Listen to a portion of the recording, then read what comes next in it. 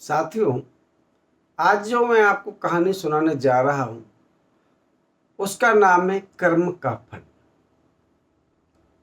कर्म का फल मिलता ही है, ये तो तय है।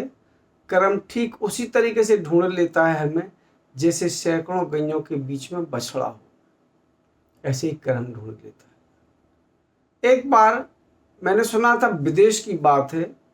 विदेश में एक गरीब परिवार था। उसमें एक पति पत्नी और उनके माता पिता रहते थे। साथ में उनकी एक लड़की भी रहती थी, यानी दादा दादी मम्मी पापा और एक लड़की, ये रहते थे। जब दादा का बर्थडे आया तो वो लड़की कहने लगी अपने पापा से, पापा हमें अपने दादा का बर्थडे मनाना है, पापा हमें अपने दादा का बर्थडे मनाना है।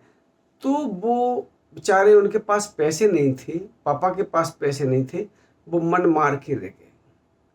लेकिन लड़की की जिद थी कि मुझे दादा का बर्थडे मनाना है। जैसे तैसे कुछ पैसे जो इकट्ठे किए होंगे वो लेके और वो एक मॉल में गए।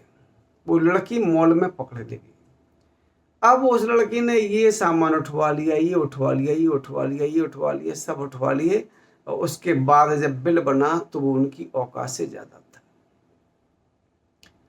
अब काउंटर पर भीड़ लगी थी। अब उस व्यक्ति ने कहा तो फिर ये कम कर दो, अब जोड़ो, अब ये सामान कम कर दो, अब जोड़ो, अब ये सामान कम कर दो, अब जोड़ो। पीछे वालों का मूड खराब हो रहा था कि जब लेना नहीं था तो फिर ये क्यों इतना इकट्ठा करा लिया। चलिए, लेकिन क्या कर सकते हैं, विदेशों में अनुशासन तो है। विदेशों में बहुत अनुशासन है इस मामले में। जब पहले वाले का हिसाब हो जाएगा उसके बाद ही दूसरा वाला आएगा। चलिए, सब सामान खत्म हो गया, एक छोटा सा सामान लिया और उसके बाद वो व्यक्ति पेमेंट करके चला गया। जब पीछे वाले व्यक्ति का नंबर आया तब उसने बोला, भाई साहब ये क्या चिक चिक कर रहे थे। बोले, क्या है कि वो गुड़िया बहुत जिद कर रही थी कि मुझे ये सामान चाहिए, ये चाहिए, ये चाहिए, लेकिन उन भाई साहब के पास पैसे थे नहीं। इसलिए वो कहते थे अब ये कम करके देखो, अब ये कम करके देखो, ये कम करके देखो। ऐसे ऐसे होते होते फिर केवल एक ही सामान उनके बजट में आया और फिर वो लेके चले गए। उस व्यक्ति ने बोला, भाई साहब वो पूरा सामान आप जहाँ का था रखिए, पूरा सामान का आप हिसाब लगाइए कितना है। तो लगाया, इतना हो गया। उसने बोला, भाई साहब मेरा नंबर बाद में आ जाएगा, ये पहले आप पेमेंट काटिए।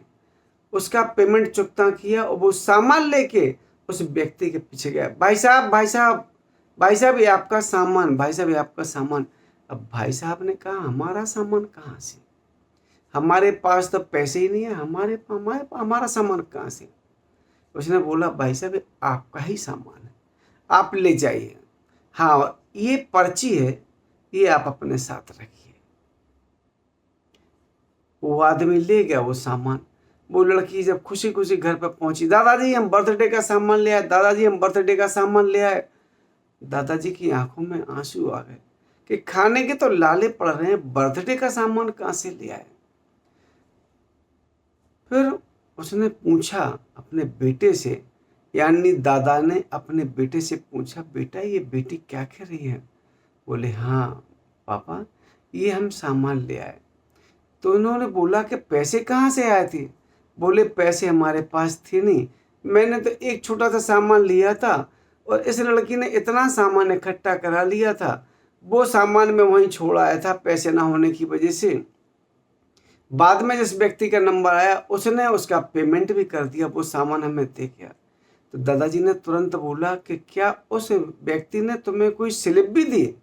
तो उन्होंने बोला, हाँ दादाजी, पापा हमें ये स्लिप दी थी। तो उसमें उन्होंने देखा क्या लिखा था। उसमें लिखा था कि यही भेंट का सिलसिला आप आगे भी जारी रखिएगा। तब दादा को ध्यान आया कि जब वो 20-25 साल की उम्र के थे तब एक छोटी सी गुड़िया जिद कर रही थी, ये सामान चाहिए, ये सामान चाहिए, ये सामान चाहिए, और वो एक व्यक्ति नहीं ले पाया। मैंने उसका पेमेंट किया था, आज भगवान ने वही हमें लौटा दिया है। तो कहने का मतलब ये है कि जो कर्म आप करते हैं वो लौट के आता है। अगर आप अच्छा कर्म करते हैं तो भी लौट के आता है, और बुरा करते हैं तो कई गुना ज़्यादा लौट के आता है। हमें पता नहीं चलता है लेकिन आता जरूर है।